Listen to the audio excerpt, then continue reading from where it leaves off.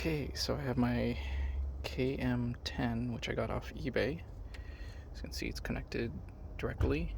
The battery is about 3 years old. 11.9 volts. I am testing my starter. As you can see, everything is still connected. I disconnected the signal wire. The signal wire is right there. So I'm gonna poke it.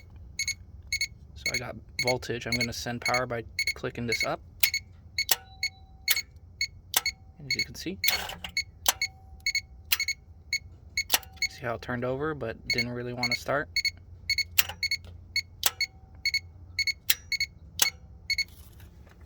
There you go. Bad starter.